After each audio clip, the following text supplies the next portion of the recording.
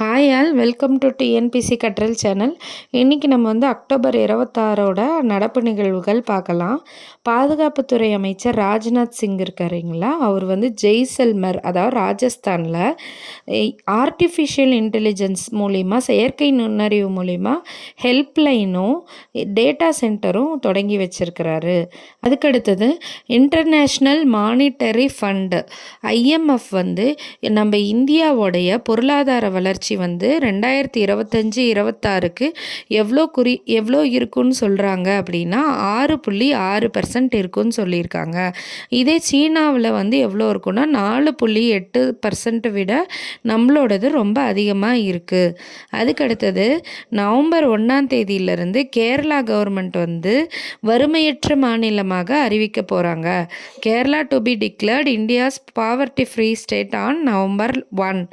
அதுக்கடுத்தது லடாக்கில் லேங்கிற இடத்துல SNM மருத்துவமனையில் இதய சிகிச்சைக்காக புதிய ஆய்வகம் லேப் தொடங்கியிருக்காங்க.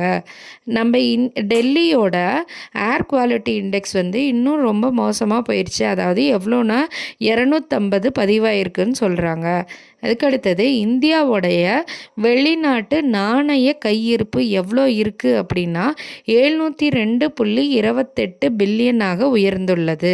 அதாவது இந்தியாஸ் ஃபாரின் எக்ஸ்சேஞ்ச் ஃபாரெக்ஸ் ரிசர்வ்பாங்க. Foreign exchange reserve increases to 702.28 billion.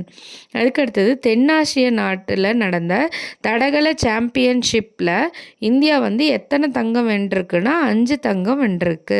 India 5 gold medals at South Asian athletics டேலியில் வின் பண்ணியிருக்கு.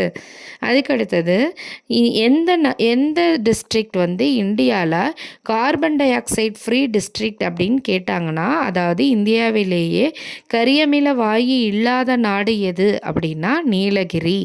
அதுக்கடுத்தது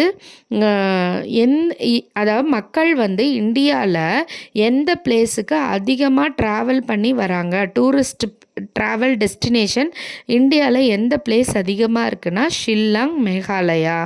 அதுக்கடுத்தது இன்டர்நேஷ்னல் கீதா மகோத்சவ் இப்போ நடந்திருக்கு. அது எங்கே நடந்ததுன்னா ஹரியானாவில் நடந்திருக்கு.